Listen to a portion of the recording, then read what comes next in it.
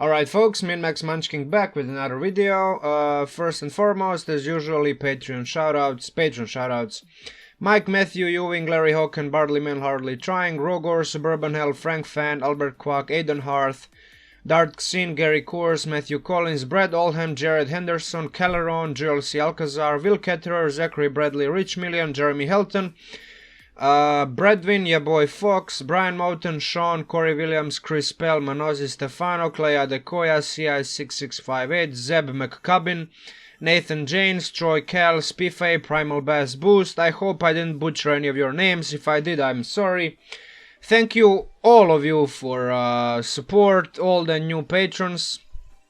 Without you, I would probably not even embark on this crazy 50-day challenge.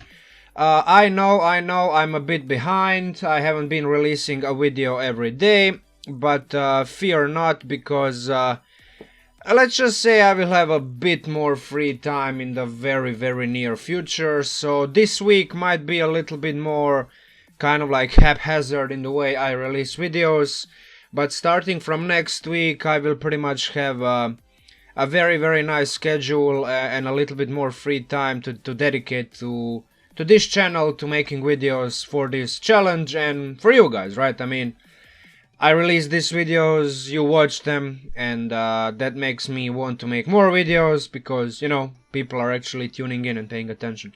So yeah, with that said, the topic of today's video, obviously from the title you can see, it's monks, based on the alphabetical order. We did barbarian, bard, we did cleric, druid, we did fighter recently, and now it's up to monks. So we are kind of like halfway through with it. After this video at least we will be, based on the official classes. There's 12 of them, monk is alphabetically speaking 6th. So yeah, let's delve right into it. In my opinion, like, well, not my opinion, monks are definitely these colorful martials that are clearly inspired by themes of oriental martial arts and philosophy. Mechanically, they are among the most reliable damage dealers on low levels due to many attacks they have. At higher levels, they become sort of utility frontliners with their unrivaled mobility and stun locking potential. Their leveling table is full of interesting and unique features, which makes this class one of the most interesting and rewarding ones to play. Most importantly, while somewhat more complex to understand right off the bat, once you do, monks are one of the easiest classes to play in my opinion, if not the easiest one, which is why I think they are one of the best classes, or again, the best class to introduce new players to the game. Yes, you can play your barbarians or fighters, or even rogues, but I think just based on how many like a nice little balance between offensive and defensive features that monks have, and the ability for you to have increased movement speed and all the other goodies, I just think that this class is probably the best one for new players to introduce them to the game. And like, obviously, for the fact that you get something new every time you level up, at the very least you get ability score improvement. But even on like odd levels where you don't get it, you get like, just look at this list. There's not a single level where you don't get at least something. So yeah, for that reason I think this class is pretty much, if you want to introduce new player to the game, like give him monk. Or if this is your first time like playing D&D, pick monk. You're not gonna be sorry. You don't know the game anyway, so everything is gonna be new to you. And I think like with the amount of toys, these features that you get as a monk, it's pretty much gonna be fun from start to finish. So yeah, let's get into the basic class features. First and foremost, we have the good old unarmored defense. Unlike barbarians, whose unarmored defense works off of constitution and dexterity, yours works off of dexterity and wisdom, right? And barbarians, like, they have to focus on strength for attacks and other features such as rage, Monks pretty much have to focus on dexterity and wisdom, and that's it. Those are the two abilities that monks focus on. So in your case, it's gonna be pretty feasible, pretty attainable to get to 20 AC, or even higher depending on your magic items. So it's not really unheard of to get to 20 AC as a monk without wearing any armor, without shields, and especially if you decide to spend your ability score improvements on increasing your actual abilities instead of taking feats, which is something that particularly some types of monks are gonna be able, you know, you're gonna be able to afford to do that. So yeah, basically your AC scales of that. Your attack ability is pretty much dexterity, because martial arts allows you to use dexterity with unarmed strikes and a wider variety of weapons, because monk weapons are all weapons, short sword, all simple melee weapons and short swords. So yeah, like you have a wide selection of weapons to choose from. This gives you an option to punch, kick and headbutt using your bonus action. So yeah, and also for all of your unarmed attacks and monk weapons, simple weapons and short swords, you can use a D4. Now, it would be stupid to use a D4 for a short sword when short sword is a D6, but if you check this table, the martial arts die is starting off as a 1d4, but then it becomes 1d6, 1d8, and then finally 1d10 at some point at level 17. So ultimately, all of your attacks are going to be dealing 1d10, depending on your level, right? If you even get up to 17th level, but you know, we are talking about the class as a whole, so that's martial arts. So yeah, like right off the bat at level 1, you have 2 attacks, one with your attack action and one with your bonus action. A bonus action attack, and that's like a very, very good. One of the reasons why monks are one of the best low-level damage dealers in the game. Well, if that's not enough for you, starting at level 2, you get Key. This feature gives you a pool of points that right off the bat at level 2 and further on you can use in 3 different ways. And obviously there are more ways that you can use it, mostly depending on the subclass, but also some higher level features also use Key. It uses wisdom to determine saving throw DCs for every feature that uses the pool of key points. It's a short rest mechanic, which allows you to be more relaxed regarding to how many of key points you spend. Now, you still have to do some resource management, but it's not nearly as restrictive as, for example, spell slots. Because once you run out of spell slots as a spellcaster, that's it. So you have to be careful with how many of them you spend. With Monk, you can even afford to burn all of your key points, and then like an hour later you still have all of them back, because short rest, right? Now these 3 ways that you can use the key points right off the bat at level 2. Flurry of Blows, which just allows you to hit twice using your bonus action. So now, not only do you attack 2 times on your turn using your attack action and bonus action from martial arts, now if you decide to use 1 key point, you can attack twice as a bonus action, with unarmed strikes, obviously. So, yeah, I mean, it's additional 1d4 plus 3 every time you hit, taken into account, let's say your dexterity is 3. So you have 3 attacks as a level 2 character twice per fight, right? Every time you fight, you pretty much, like after a fight, you short rest, and then you have your 2 key points back. This is crazy. This is one of the reasons why monks are actually one of the most reliable single target damage dealers on low levels. And this is one of the reasons why for new players monks are gonna be very, I think, very, very fun, because you don't just rely on like 1 or 2 attacks. You have 3 of them if you want, or 2 at any point. You have to spend nothing to have 2 attacks, or if you decide to have 3, you can do that as well with Flurry of Blows. No other class can do that at such a low level. At level 2, 3 attacks, it's like, yeah, it just won't happen. Which is why monks, again, are one of the most reliable single target damage dealers on lower levels. Patient Defense and Step of the Wind give you an option to use one of the, what I like to call D actions, 3D actions. Dodge, disengage, or dash. Step of the Wind also increases your jump distance. And all of these things are bonus actions, like all 3 things that you get to do. Yeah, so the jump distance might be situationally advantageous, not always. So maybe jumping from one ship to another, clearing a wide chasm, jumping over a wide hole or something, I don't know, like it, or you just want to jump high as a Michael Jordan or whatever. So it depends on what you want to do, right? All of these 3 things, they are very, very useful. Yeah, you get to, like, for example, on your turn you get to attack and then dodge.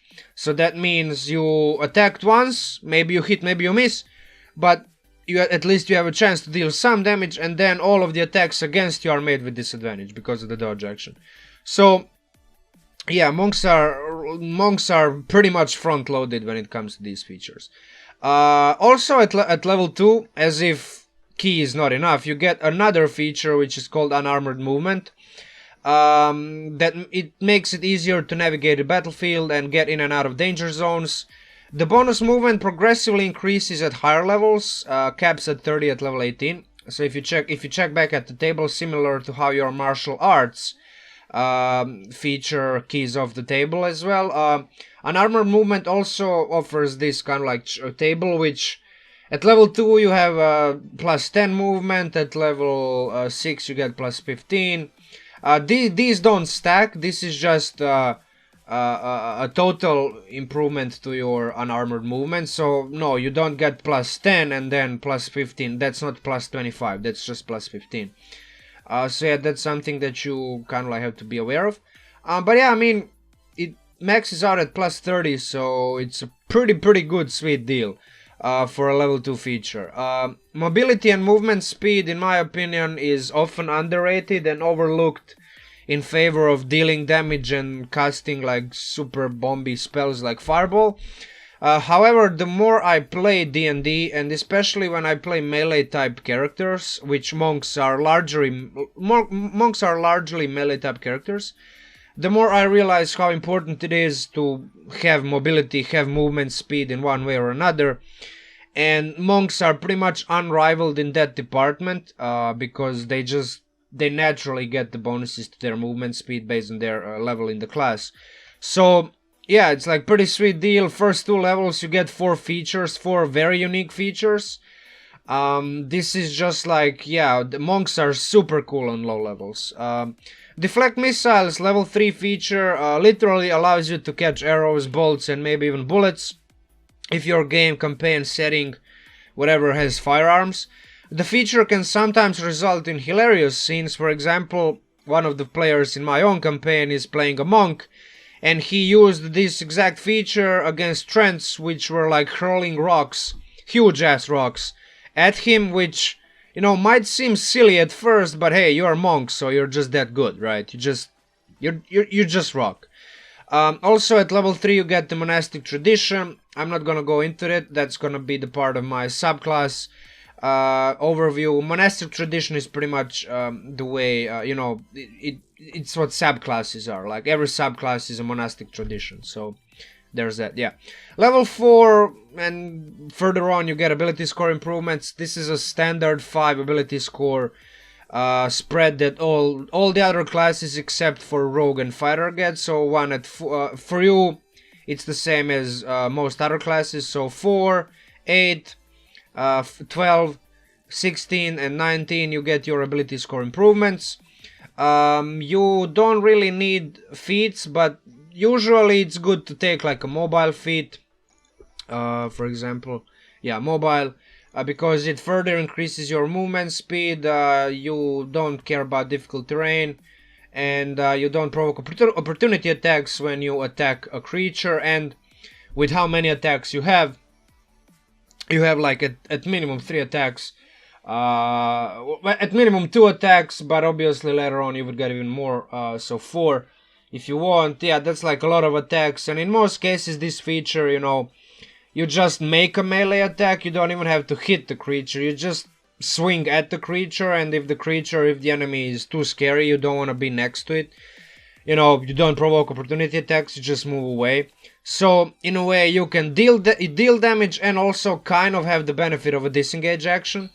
So yeah, it's super good. Also, this feature directly counters Sentinel feed, because Sentinel feed specifically states that it ignores the disengage action, but mobile just, yeah, you can't get the attack of opportunity, and that's it, you know. So yeah, even if they take the disengage action, but I mean, you don't take disengage action, you have the mobile feat, which just like allows you to not even provoke the opportunity attack. So yeah, like another piece of info which might even not be that important, but I, for example, gave some of my monsters Sentinel feat, so yeah, like it could be, DMs are always in charge of how they run their monsters, they can change them, modify them, so yeah, that's it. Anyway, we go back to the monk. Slow fall, again, another level 4 feature. So first couple of levels, you pretty much get 2 features. Look at this, like, level 1, 2 features, level 2, 2 features, level 3, 2 features, level 4, 2 features, level 5, 2 features, level 6, 2 features, level 7, 2 features. Oh my god, like, first 7 levels you get 2 features. It's crazy. Slow fall, so, look, fall damage in 5th edition caps out at 20d6. 20d6 on average is times 3.5, it's like 70 damage on average. Yes, you can roll higher, you can roll lower, but with this many dice, you're pretty much somewhere in between 60 to 80. Depending on your level, like right off the bat at level 4, you can mitigate 20 damage right away. And level 20 monk mitigates 100 damage using slow fall feature. So you can literally jump off of a tallest building and not even stub a toe. That's like crazy. No other character without some spells or other magic items or I don't know what can do that. So yeah, when I say that monks are super cool to play, they have a ton of features, ton of interesting toys, what I like to call them toys, you know, these features. It's very, very fun to play, I think, you know, like it allows players to kind of like experience the game in a way that no other class allows them to. Extra attack, you are a martial class after all, so you get your standard 2 attacks per attack action, and using your Flurry of Blows, which gives you 2 additional unarmed strikes as a bonus action, you pretty much have 4 attacks at level 5, and then from that point onward it's 4 attacks all the time if you know, burn your key on Flurry of Blows. Now, other than special subclass features, this is pretty much it for monks in terms of the damage output. Your damage doesn't improve past this point, like save some small incremental improvements in your martial arts die. So, you know, like at some point it becomes 1d8 and then 1d10. That's like, for the amount of damage that on average that's like +1 damage, and that's not nearly enough to compete with monsters who progressively get dozens and dozens more hit points. So after some time at higher levels, you're not gonna be the damage dealing machine that you are on lower levels, but you're still gonna be able to do stuff with your extra attack and all the other attacks that you get. So fret not, don't be afraid. It just means that at higher levels you kind of like switch from a damage dealer to more like a utility frontliner, as I said in the beginning of the video. However, at level 5 you get the feature which is the reason why many DMs hate the class and think it's bullshit. It's called Stunning Strike. And it pretty much, you know, it's very useful when you get it. It's even probably more useful in later stages of the game. Because, look, if you have enough key points at your disposal, this feature allows you to effectively stun lock, right? Stun lock the monster that gives your party the headache. Or at the very least, if the baddie has like legendary resistances, if you're fighting a legendary creature, this is like a nice, and like even if that monster has a nice fat double-digit bonus to its constitution saving throws, it will eventually fail the save and you will force the monster to use one of its legendary resistances, especially because this is not even considered a magical feature. This is just a, you know, it's a feature. So monsters that have magic resistance in their stat blocks, they don't even get to roll advantage on the save.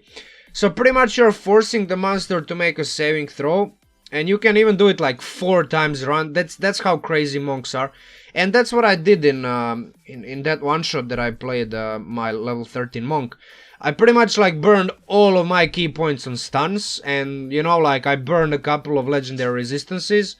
I think like at least one of them, I do remember that, but I think I even burned a second one. Like 2 out of 3 legendary resistances I burned alone using Stunning Strike. It's super good.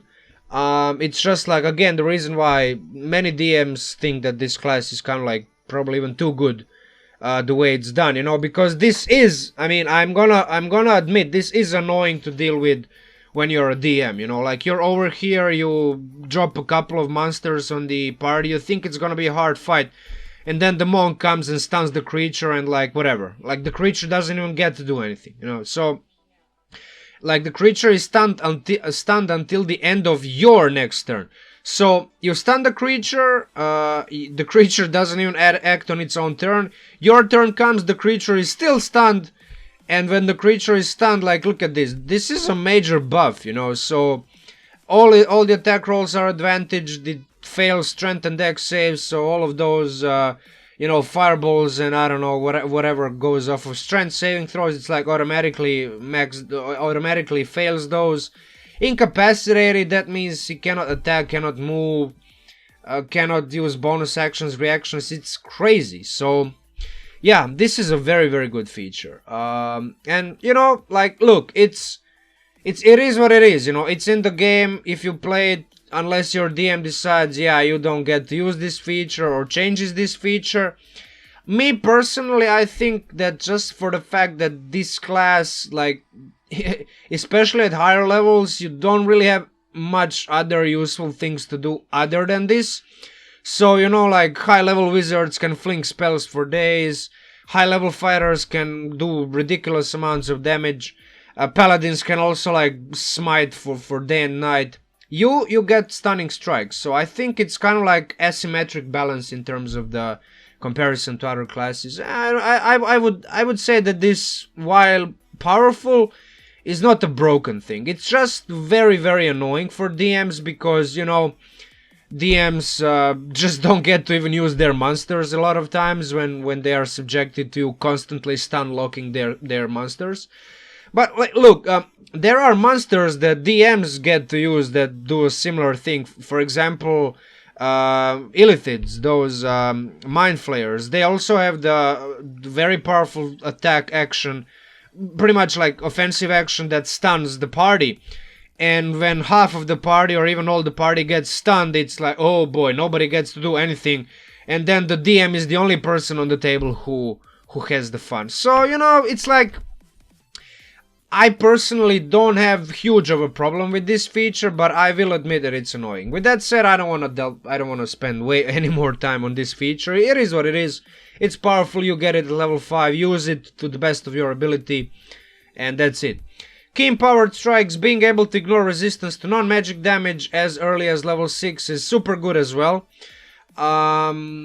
Especially in lower level, in low level, low magic campaigns where marshals don't have access to cool magic items, and there are no higher level buff spells that you can benefit from as a marshal. You don't even care because your unarmed strikes are pretty much, you know, if you come across a monster that's resistant or even immune to non-magical attacks, you don't care. You still deal some damage, and you know, sooner or later the monster is gonna fall down to 0 hit points. So yeah, like you are always gonna be useful starting from level 6, at least a little bit. Another, you know, level 6 monastic tradition, that's talk about it later. Evasion, look, as if being able to deflect ranged attacks with your deflect missiles is not enough. Monks at level 7 gain, you know, like you can walk through fireballs unscared just as well as rogues. You know, rogues get evasion as well at level 7. But you get it as well because you are monk and you're just awesome. So yeah, another defensive feature that kind of like gives you an option to do something depending on the situation. Deflect missiles works against ranged attacks. Evasion works against the dex saving throws. That's like very common. Even at higher levels, dex saving throws are very common. You know, like even DMs throw fireballs very often. A lot of monster stat blocks have fireball spell in their stat block. And also, fireball is not the only spell that invokes dexterity saving throw. Also, this is not just against spells. Anything that forces you to make a dex saving throw to take half damage, it pretty much helps against any of those. So magic or mundane, you don't really care. So yeah, one of the features that's listed is Blue Dragon's Lightning Breath. That is not a magically induced dexterity saving throw. Yeah, it's this feature is very, very good. Like, you don't get to use it all the time. Some spells just key off of different saving throws. But when you do, like, and when you make a dex saving throw, and dex saving throw, like, you're proficient with it. So, yeah, you're proficient in strength and dex. So, you know, like, proficient, and then when you pass it, you take no damage. It's crazy. Stillness of Mind, I mean, it does cost an action to end Charmed or Frightened, but at least you gain an easy way out of those conditions. You don't have to rely on your party member to, you know, like, drop a concentration of enemy's spell, or, you know, cast Dispel Magic or I don't know, like, some other kind of thing that helps against these two conditions. And, yeah, it's not the most action economy, it's not the smoothest thing in terms of action economy. You have to spend an action, but I mean, hey, you at least have to, you can at least end it reliably. So yeah, it's still good. Unarmored movement improvement.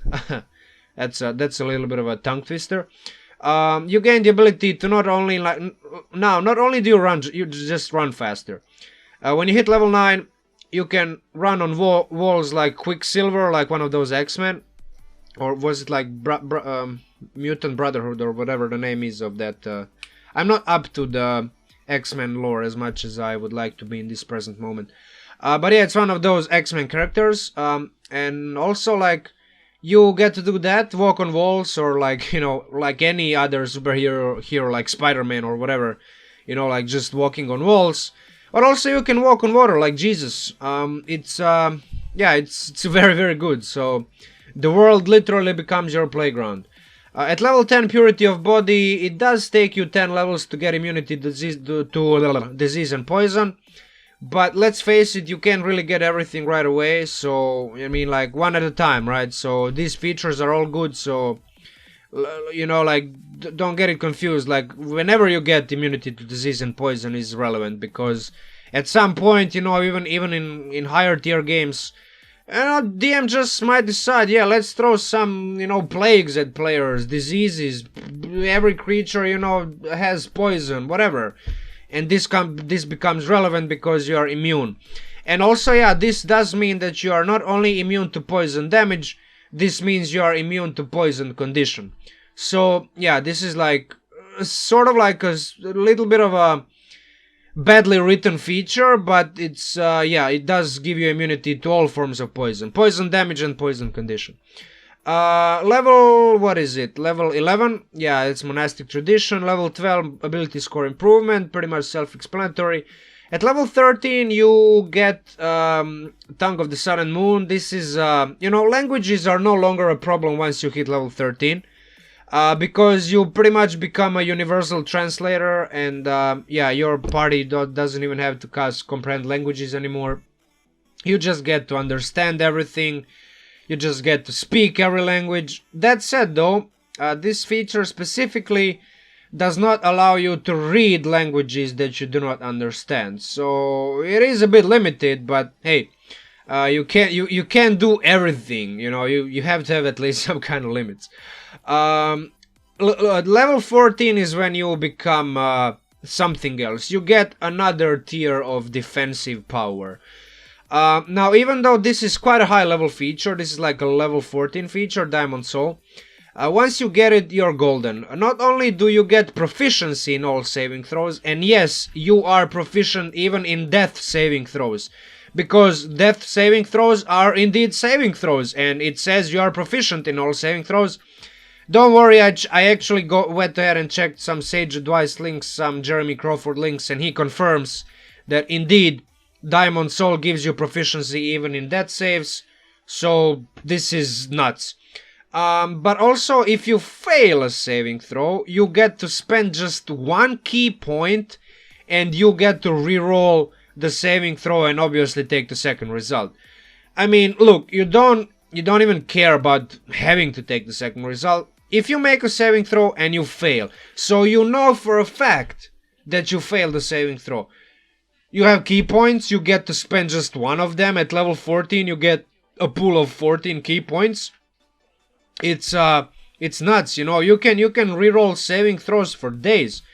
And this is literally the feature that the monk player in my campaign used at one point to seal the portal, which had him roll all 6 saving throws. So strength, dexterity, charisma, all of those abilities. And he pretty much, like, in grand total, I think he spent almost all of his key points, because DCs were ridiculous. Like, he was single-handedly trying to close a portal to a chaotic portal to some. I'm not even going into the lore of my world, because my online campaign players might be listening to this, so I don't want to reveal stuff that they still haven't encountered. But yeah, like, the DCs were ridiculous, like 25, 30, 35 at some point. And he pretty much passed all of them but 2 or 3 with this feature, just using this feature alone. And like after that, I think I gave him, I don't even remember, but I think I gave him, like, I just gave him some experience points, because for the amount of luck he had rolling and re-rolling those saving throws and passing almost all of them, where DCs were like 25, 30, 35.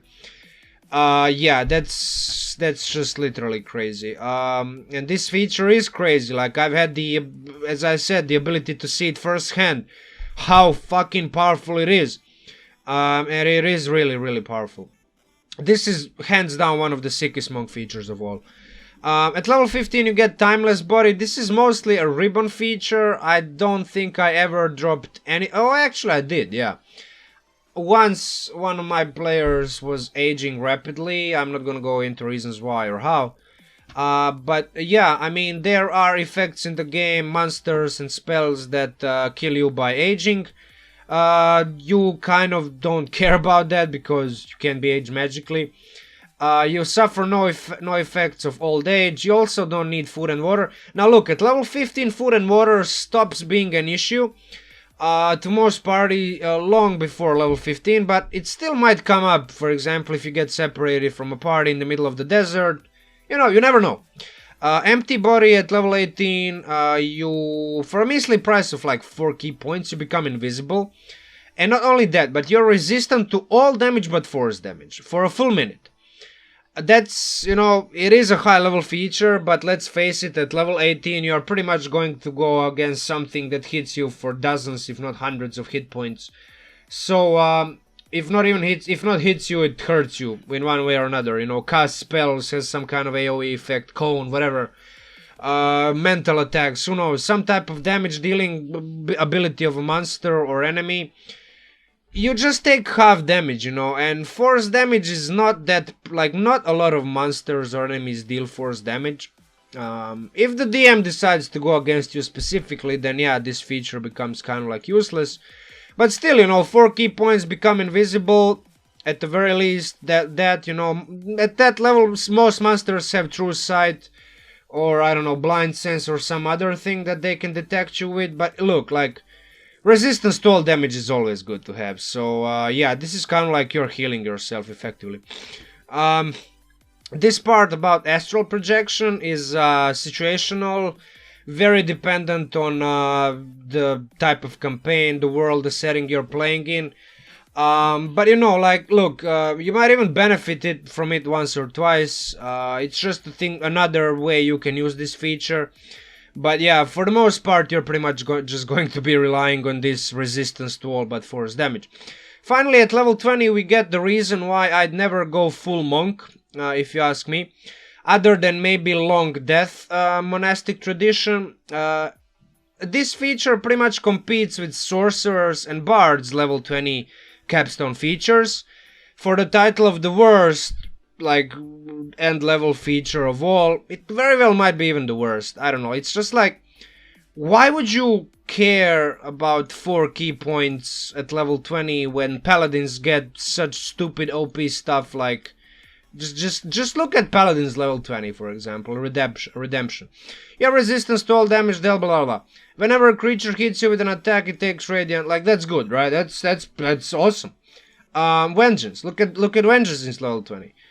Wings Pride, you get flying speed. You emanate an aura of menace. You inflict frighten. Okay, that might not even be that good, but it's still better than 4 key points. Who cares about 4 key points? You know, Ancients. Ancients has another good one. You regain 10 key points, 10 hit points for a full minute. You know, you just have to spend your action. Whenever you cast a Paladin spell, you can cast it as a bonus action instead of an action. That's crazy. You can attack and cast the spell as a bonus action. Enemy creatures have disadvantage on saving throws against your Paladin spells. Bro, like, that's just Paladin. Like, Wizard. Let's not even waste time. Like, this is shit. This is literally the only feature why I hate Monk. That's stupid. You know, sorcerers get something similar. You know, at level 20 they get to use like 4 expended sorcery points after a short rest. I mean, it's kind of like, who cares? At level 20, if you don't have any sorcery points or monk key points, you are toast, brother. You need some short rest as a monk to get that key points back, because with 4 key points at level 20 you're not gonna get far, trust me. So yeah, that's it about basic class features. 36 minutes into the video and I still haven't even touched the subclasses. Boy oh boy, this is gonna be a long video. I do apologize at this very moment, but you know me, I just can't stop talking, and when I start talking about random stuff and I go off tangent, hey, yeah, it is what it is. You get the full me or no me, so deal with it. Alright, so Drunken Master first and foremost. If there's any monk subclass that doesn't require any feats, it's this one, which makes it a serious contender for the best overall monk subclass of all subclasses. Or in case of monks, it's called Monastic Traditions, right? Bonus proficiencies, mostly a ribbon feature, but it makes perfect sense that you're proficient with brewer supplies. And performance, you know, you kind of like willingly or not unwillingly perform, because, you know, drunken people are usually funny. You know, drunkards are funny, so, you know, performance kind of like makes sense even for the skill proficiency. But the drunken technique is where the real juice is. This feature basically emulates two-thirds of the mobile feat, because you know, look, you where am I? Yeah, so whenever you use Flurry of Blows, it does cost key points, but you gain the benefit of disengage action, and your walking speed increases 10 feet. So not only do you have to swing, because when you use Flurry of Blows you gain 2 bonus action attacks, but you gain the benefit of the disengage action, period, right? You just, it doesn't state that you have to swing at the creature, and then all the other creatures which you didn't attack still get the use attack of opportunity. No, like when you use Flurry of Blows, like you get the benefit of a disengage action, so regardless of how many creatures you get into melee range with and then leave their melee reach, you don't care. You just walk around like a drunken idiot and nobody can touch you, you know. That's really funny, you know. You're kind of like bobbing and weaving around everybody's attacks, and yeah, they don't even get to touch you. And obviously your walking speed increases by 10 feet, which is another thing that mobile feat gives you. Now granted, look, this does cost you a key point, because Flurry of Blows does cost a key point. But, you know, even at level 3 you can afford, when you need it, you can afford to spend one key point to get these benefits. So, yeah, that's a very, very good thing to have. At level 6 you get Tipsy Sway, another feature that sort of like gives you at least a part of another very good feat. And that feat is Athlete, sorry. Yeah, I mix up my feats. So, like, if you go to Athlete feat, you see when you're prone, standing up, So this would be a very good thing to have, right? Well, yeah, drunk monks get this. Because when you're prone, you can stand up spending 5 feet of movement rather than half your speed. This is literally the same thing, you know. 5 feet of movement, prone, stand up. 5 feet of movement, prone, stand up. Yeah, I mean, pretty much it. A redirect attack, while situational, this feature can significantly swing the battle flow in your party's favor, and it only costs 1 key point. You're fighting a monster that you know for a fact, just like in a previous round, dealt 30-40 damage to you or another party member, and then that creature attacks you and misses you. You just redirect its attack to another creature that is like in your melee distance, and hit him for like 30-40 whatever damage. That's a very situational again, but you know, this can literally mean like I spend 1 key point and deal 50 damage to my enemy just for the price of 1 key point. That's like crazy how I'm not gonna say broken, but how situationally powerful this thing can be. Drunkards Luck at level 11. 2 key points to cancel disadvantage on any type of D20 roll. Might seem expensive at first, but when you really mustn't fail or miss, and like any of these three, there's basically like 3 D20 rolls in game: ability check, attack roll, or a saving throw. So when you mustn't fail on any of those, miss, you use those 2 key points, and they will be nothing if you manage to save the day, or save your life, or save other creatures' life, or kill the enemy who is about to kill you and everybody else in the party. So yeah, I mean, this is again situational. You might not even use this that often, but hey, you get to use it, so that is it, you know. So yeah, you cancel the disadvantage, and it pretty much helps.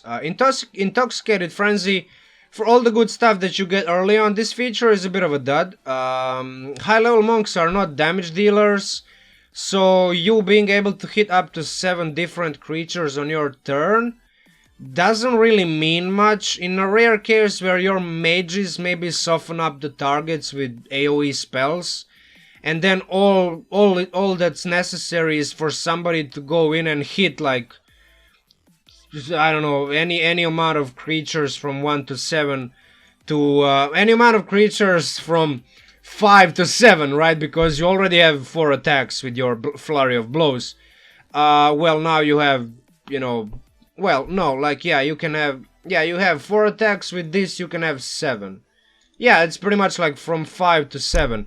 So 5, 7, 5, if you need to make 5, 6, or 7 attacks instead of just 4 attacks, yeah, this might be good. But this is like so situational that I just don't see you ever using this, you know. I just don't see the use of this thing.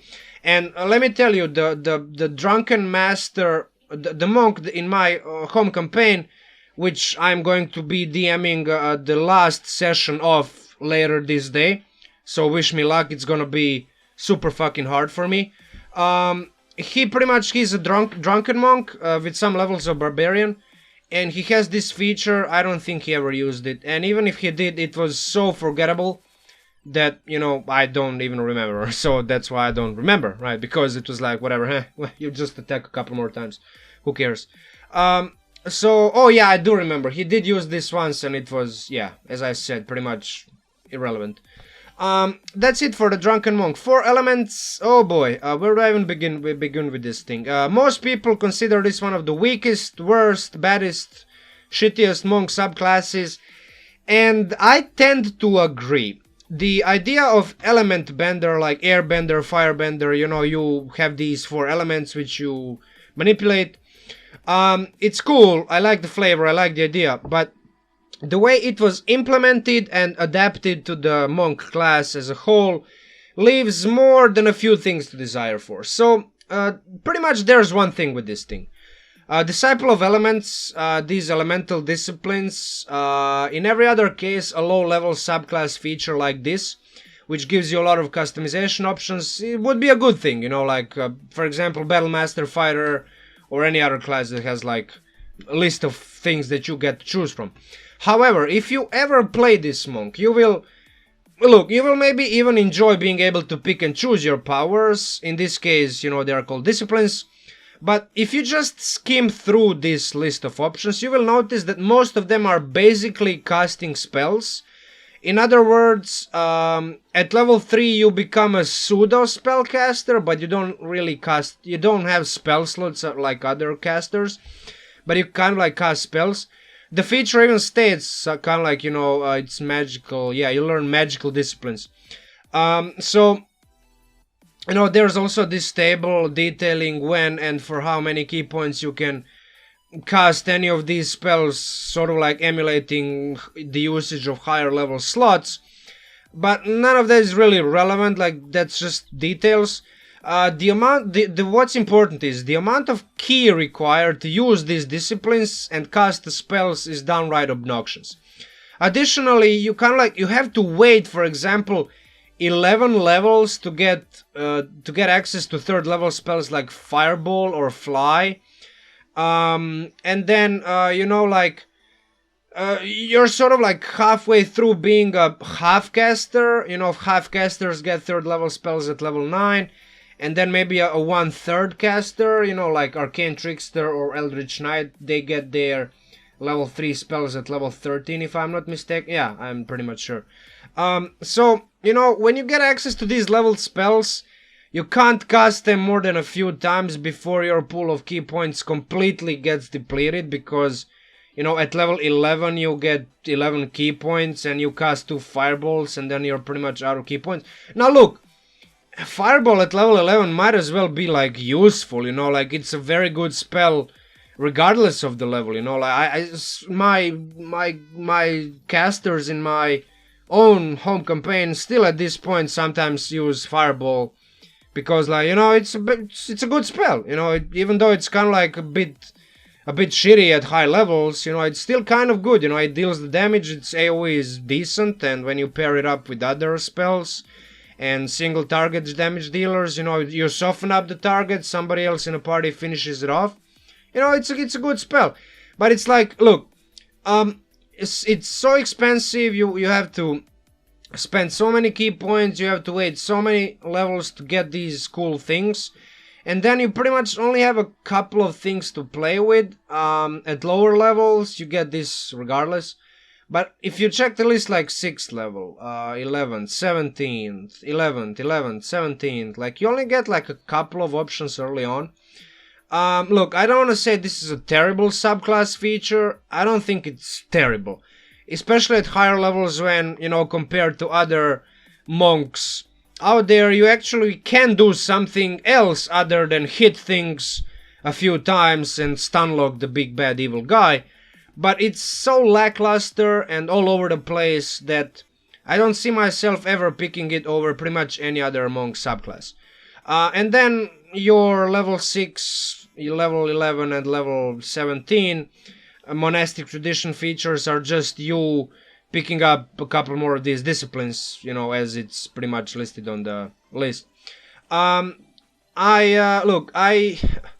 day I might even try to tackle you know, this mess of a subclass, try to make a character that's, I don't know, useful, good, whatever adjective you wanna put to it.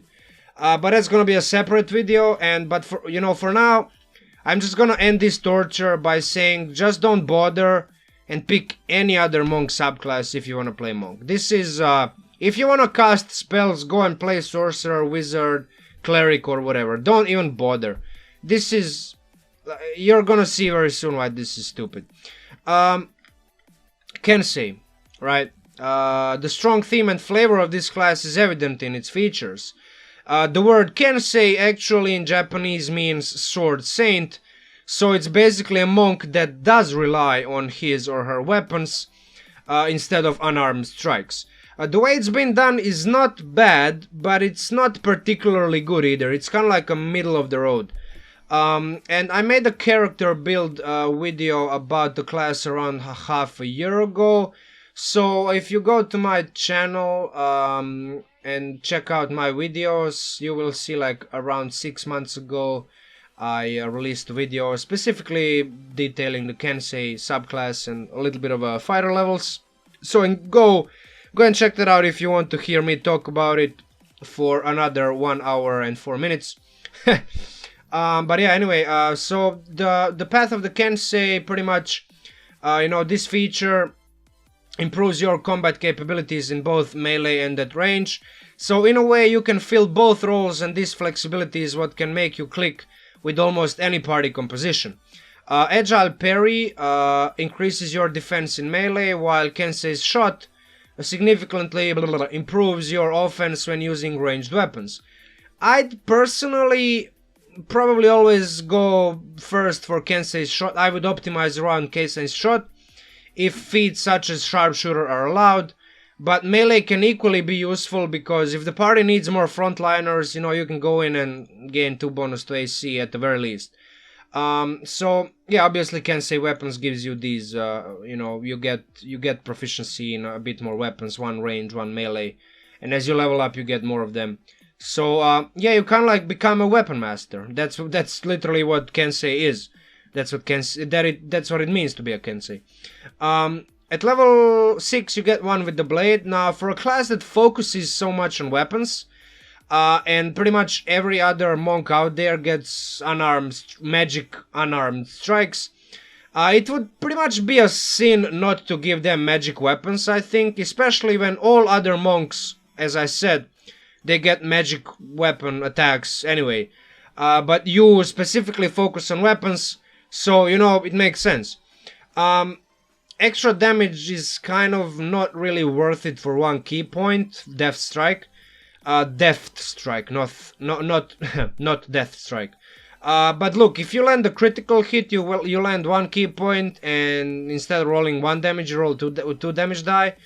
And if you absolutely must deal as much damage as possible, because the monster you're fighting is dealing even more damage back to you, and you absolutely need to kill it, you know, sometimes even 1 more damage die can be significant. And at level 6 you have 6 key points, so if you absolutely must, you know, go for it. And you cannot really burn your key points that quickly anyway, because you can only do this once per turn, so once on your turn. So there's that. Level 11 you get, I'm not gonna say this is the best level 11 monk feature of all subclasses, especially, you know, one other class which I'm gonna touch upon soon. But, you know, it kind of at first seems even broken. But again, when you compare it to some other level 11 features, primarily Long Death Monk, which I made like a whole video around that class. I made like a character build. It's like this is very powerful. So look, you oftentimes don't have the best gear, and in your particular case, you kind of want the best weapons. Well, once you hit level 11, for the measly price of 3 key points, your weapons basically become +3 weapons, right? Or if you want to spend less key points, maybe +1 or +2. But at level 11, you have 11 key points. Why would you ever not spend 3 key points, right? So, you know, your proficiency bonus at level 11 is, I think, yeah, +4. Then maybe your dexterity is 18, maybe even 20. So your to hit bonus is +8, +9. Well, with level 11 feature, it's like +11, +12. That's a serious increase, you know. Like there's not very many things that increases your accuracy so much as this feature alone. So, you know, it's a superb feature and the ultimate fuck you to DMs who like throwing high AC monsters at your party all the time and don't give you magic weapons that help hit those monsters, you know. I'm not gonna actually, this is not actually targeted at any particular DM that I've played under. This is just like when you are fighting against high AC monsters, sometimes I wish all of the enemies that I'm fighting, and I have a character who primarily revolves around attack rolls, you know, give that monster 1,000 hit points, but let me fucking hit it, you know. It's no fun playing against an AC 20-something monster and then, like, pretty much like 70-80% of your attack rolls just miss because you can't roll that high. Yeah, with this feature you're kind of like significantly improving your odds, even in such cases. And obviously, like, why would you ever not use this feature? It's like so good. And you know, obviously this feature doesn't improve your magic weapons, but I mean, look, you don't even need magic weapons. You give that +1 longbow or +1 longsword, katana, whatever you call it, to your party member. You yourself, you give yourself a +3 weapon, you know, you don't care, you are that good. Your key points, your key is so in tune with your weapons that you get to have like a superior gear at any point when you need it. Level 17 unerring accuracy, unerring, I don't know, unerring, right? Even though this is a very high level feature, being able to reroll a missed attack roll is, in my opinion, one more reason to go for sharpshooter feat with this class. You still won't compete with the damage with the damage a martial like fighter can do, or like a paladin, but you can still do a significant amount of damage while having access to all the other bells and whistles which we talked about previously. Most of the higher level being defensive in nature. And sometimes you just need to win through perseverance, right? So yeah, that's it for the Kensei. That's my thoughts. Long Death, I'm actually not gonna go over this class. Roughly 3 months ago, I made a video around this particular subclass, Monastic Tradition.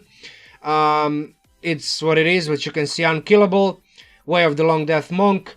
I suggest you go ahead and watch the video if you want to know my thoughts about it and its features. It's just 42 minutes of me talking about this class alone. So if you like listening to me talking forever, some of you apparently do, I think it will be well worth your time, because this is a very, very, very powerful subclass. It is sort of like a tier 3, tier 4, more suitable for that type of campaign, because one feature comes to mind, it's Mastery of Death.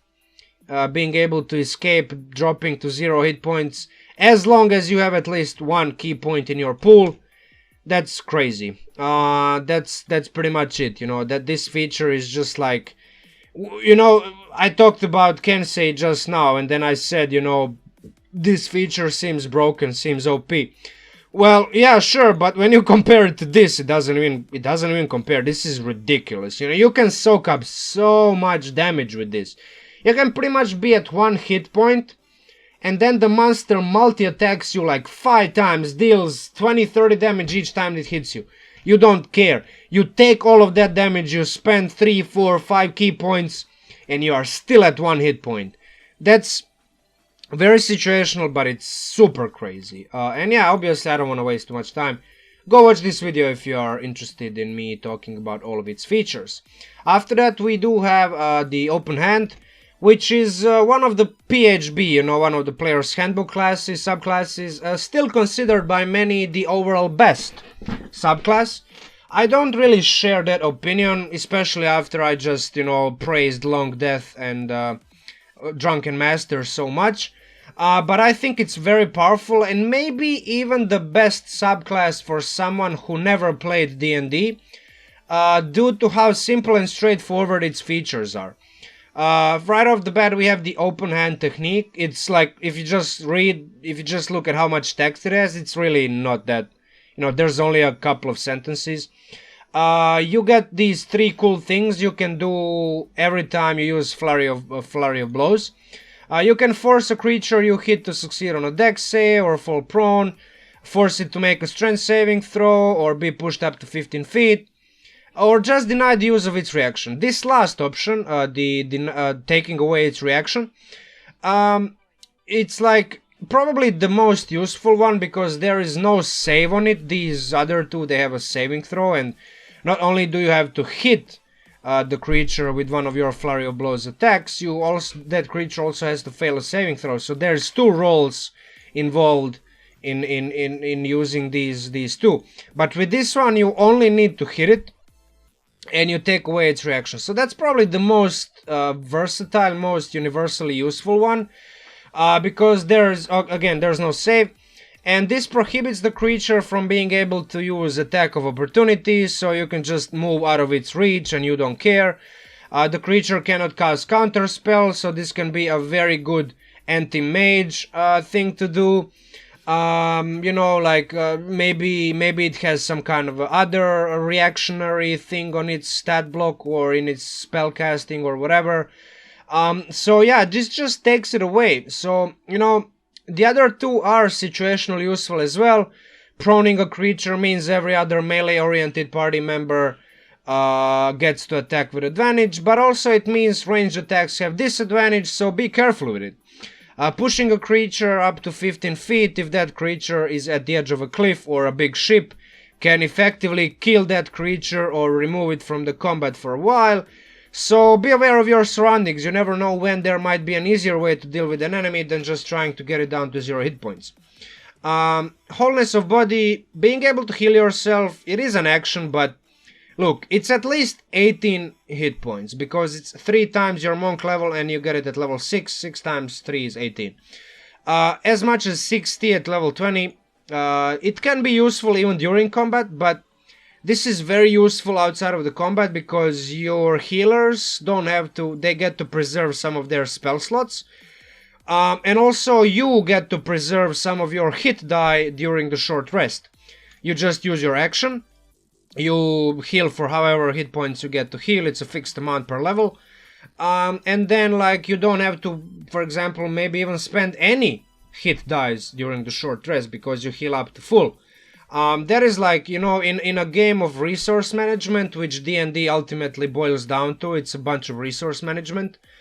This is a very, very useful feature, and it's a decently low-level feature. The one once you get it, it's gonna be very relevant because at level 6 you're not gonna be having that many hit points and that many hit die, and your healers are not gonna have that many spell slots to heal you. So yeah, I mean, this is a very good thing to have regardless of the level that you are at. Tranquility compared to other level 11 features, this is it's a bit underwhelming. This is one of the reasons why I don't think this class is the best one, the best subclass of all monks. But I mean, you know, you have to have a couple of duds. This feature at the very least will consistently pull you out of hairy situations, such as when, I don't know, you crappy low initiative and a horde of enemies with higher initiative unloads their attacks on you, and, you know, other BS that the DM decides to throw at you because, you know, your monk shenanigans are driving him or her crazy. If you heard some very loud noise, that's my father slamming the door for me talking very loudly. So I do apologize for that. Anyway, let's continue. He's probably pissed off that I'm yelling at 9 AM and I woke him up. So Quivering Palm, I don't know how it's pronounced. I like to imagine this as the famous 5-point poem. Fuck my English. Exploding Heart technique from Kill Bill. So this video is a bit too long, but let's just watch it for a moment, you know, because this is pretty much how I envision it. I don't know if you can hear it, but if you can't, baby, you know, it's basically they're talking, and if you didn't watch the video, spoiler alert, don't watch any further, so skip the video for I don't know how much. But if you're watching, you know, it's what it is. So they're fighting, you know, blah blah blah, weapons, boom boom boom boom boom. That is it. That's the Quivering Palm. And he's done. He is gone. Yep, that is it, guys. He later on kind of like gets up. He even knows what is up. He, you know, they have this emotional moment. And, oh, they don't even show it in this. Yeah, he pretty much gets up and he dies. That's it. That's how I remember it. And that's how I pretty much envision this feature. Yeah, anyway, let's, like, this video is gonna be 2 hours long. I do apologize. We do have a couple other classes on our hands. So, Shadow.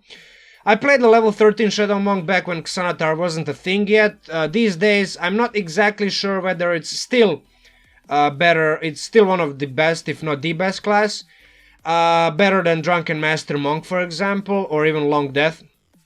But even if it isn't, it's close second or at the very least third in my book. Right off the bat at level 3 you get Shadow Arts. Oh look, another monk that can cast spells using key points. That means it's bad, right? Wrong. It costs 2 instead of 3 key points to cast all of these second level spells. And you don't have to wait until level 6 to do so, you can do it at level 3. Pass Without Trace is ridiculously good. Silence can shut down any annoying spellcaster in that corner.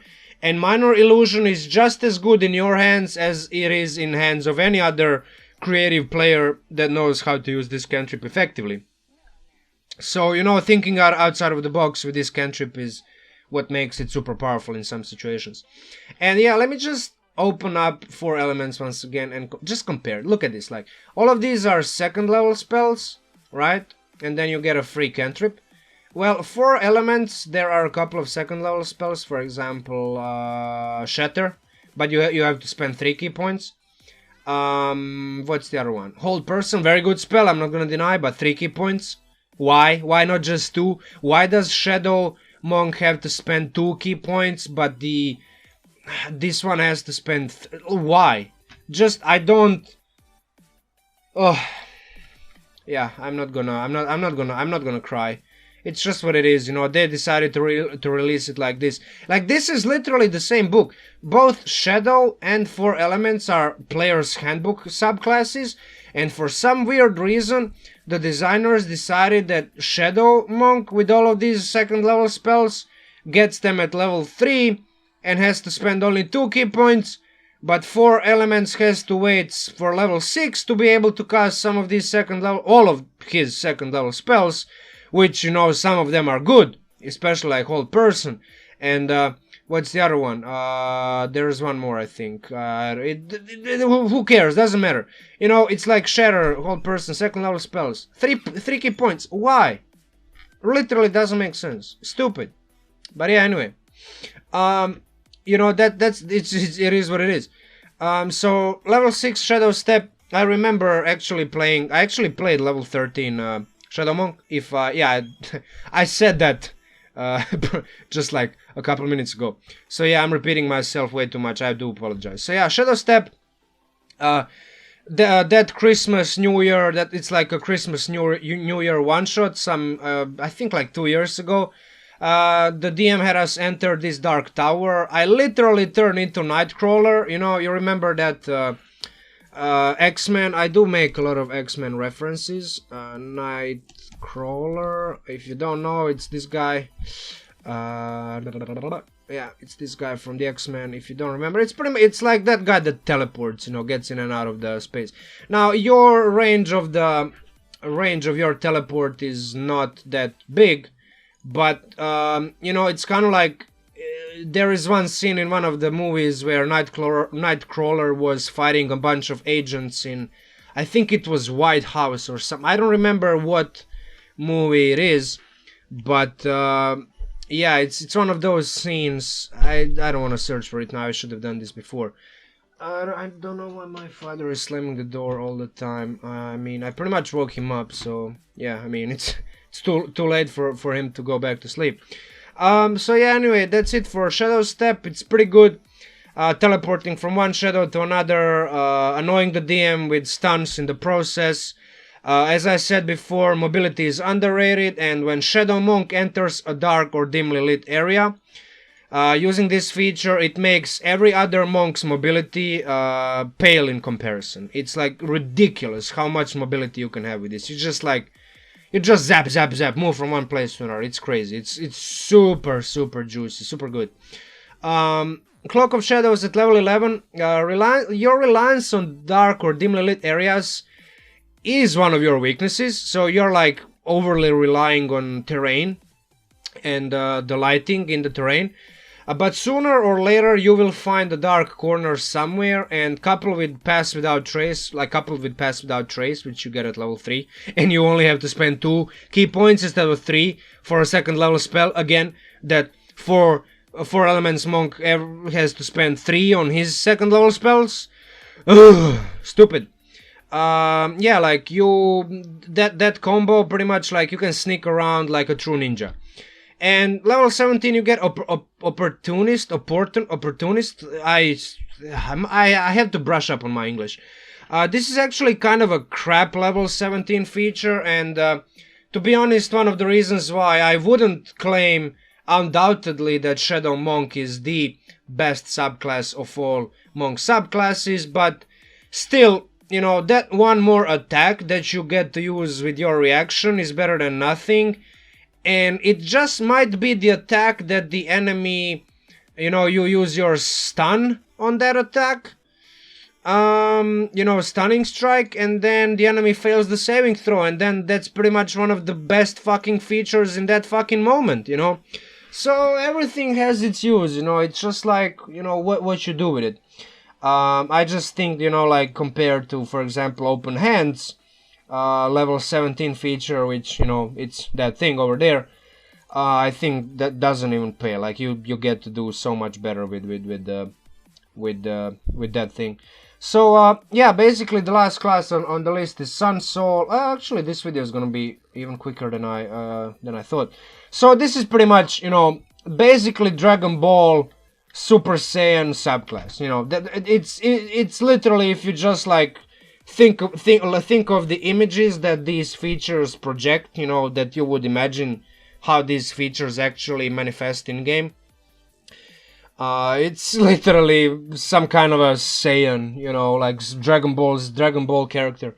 And, you know, there's nothing bad about it. I'm not an anime lover, but I watched every episode of Dragon Ball Z, Dragon Ball GT, and I didn't watch Dragon Ball Super, but I do plan to watch that as well.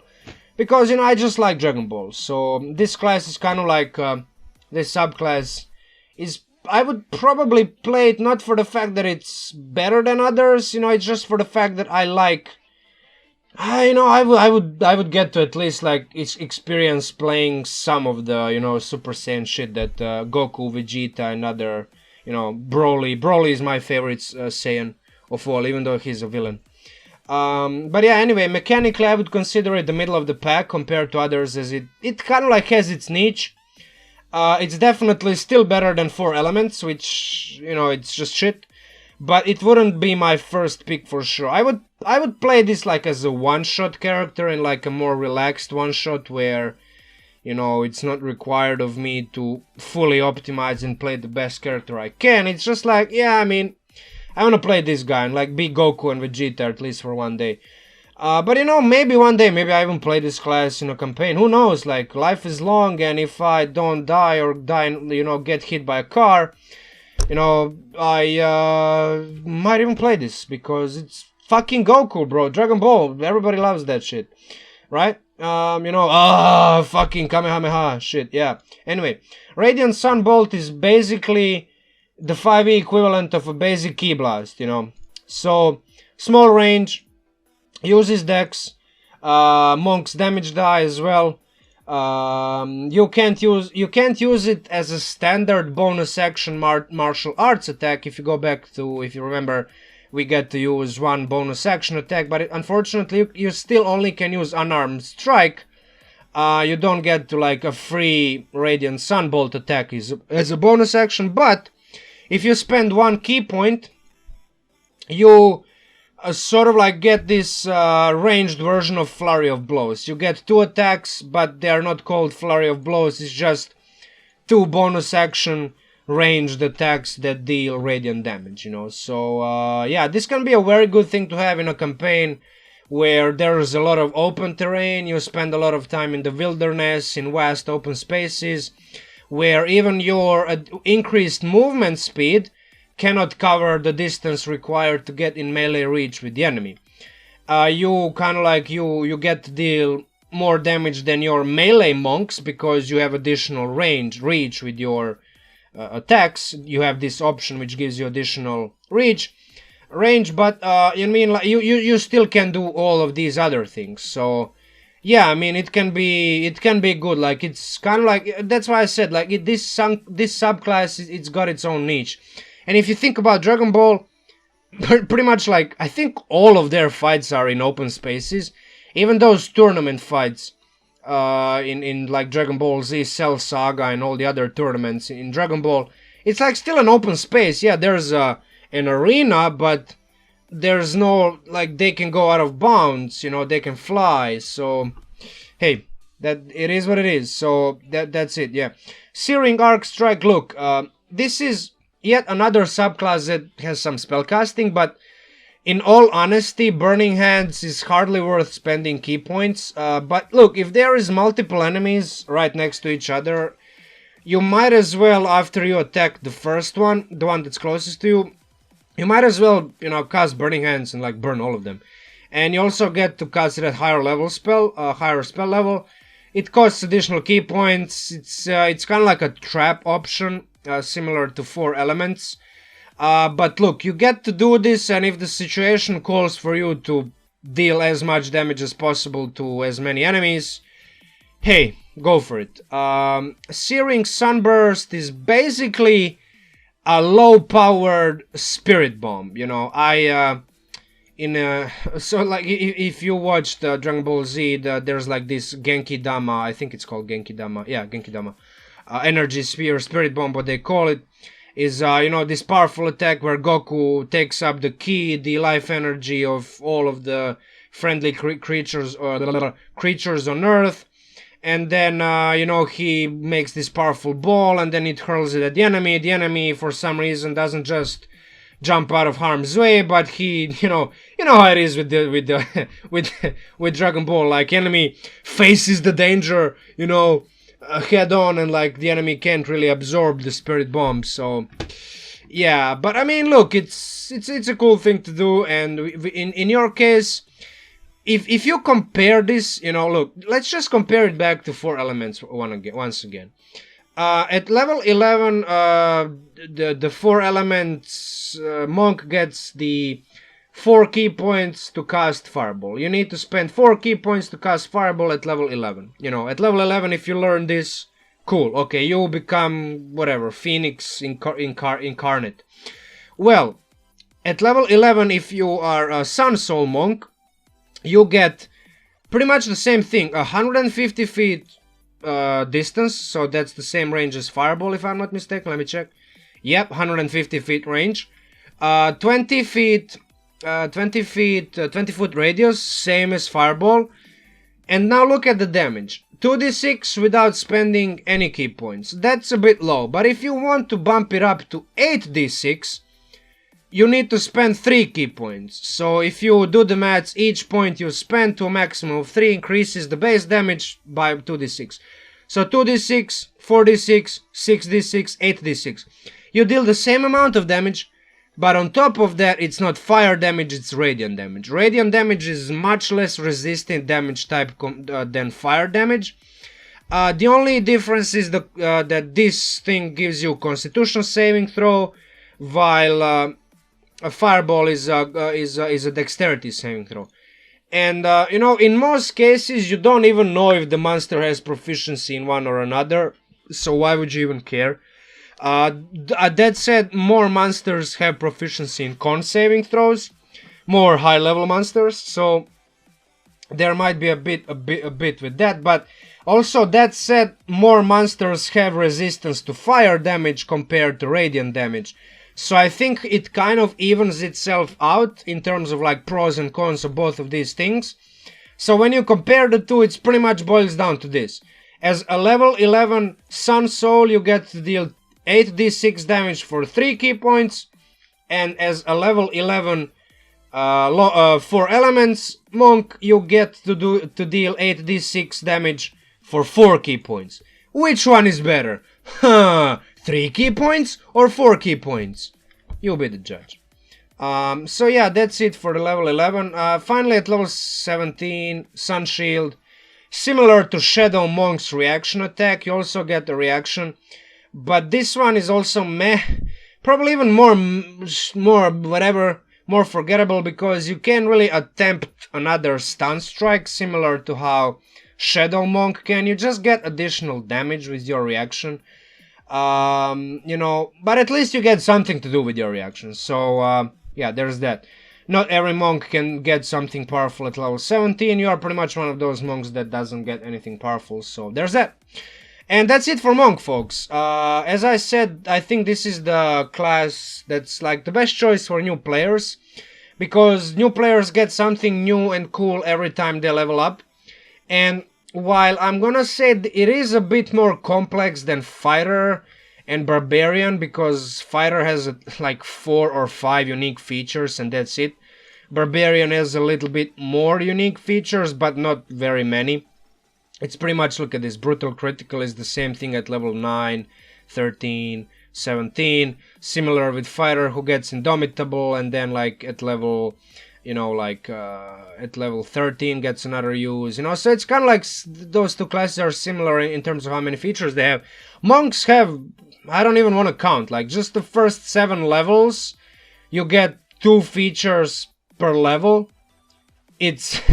wow, you know, if we go and count, it's pretty much probably even close to 30, you know, unique features.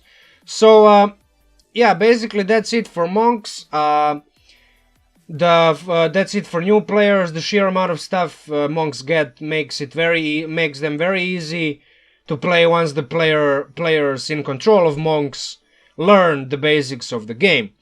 And also, if you think about it, like with all of these features, the players will kind of like be forced, okay, that's your character, what does this feature do? And then you as a DM either tell the player open this and this page in PHB, or, you know, you just explain what it does. So, in a way, this class is almost like a perfect learning tool for new players. And for veterans, the subclasses do offer enough variety that you can pick and choose what you really want to do with your monk.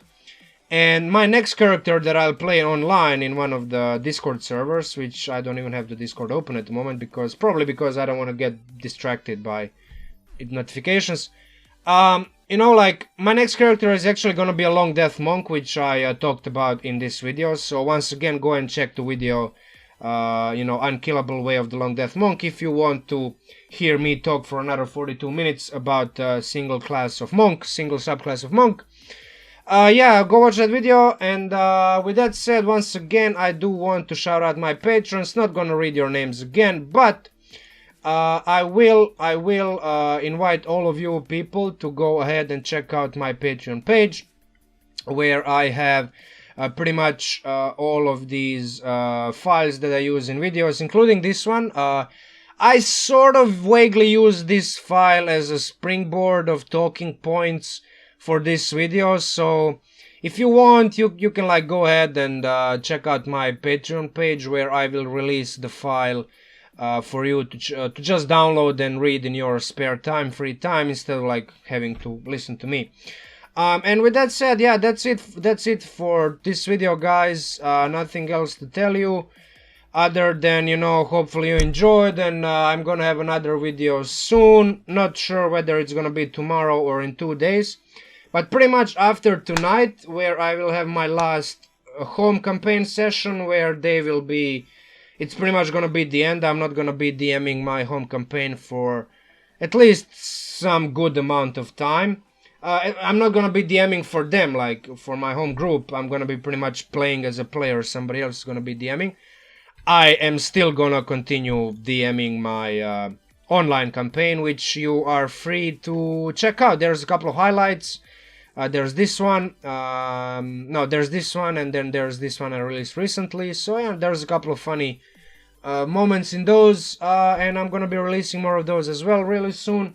But yeah, I mean, that's it, guys. I am gonna have a little bit more time, because I actually won't have to plan for 2 sessions per week. I actually just gonna have to plan for 1 of them, and that's gonna release at least a couple more hours every week, if not even significantly more.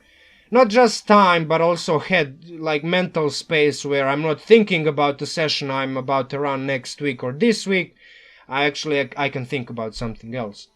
So yeah, with that said, I don't want to waste too much more of your time. An hour and a half long video about the class that doesn't have any spells. Oh boy, I mean, it does have a lot of these subclasses, so 1, 2, 3, 4, 5, 6, 7, I guess it's kind of like warranted, and you know me, I just like to talk forever, so that's about it. Yeah, Min-Max Munchkin out, and talk to you soon.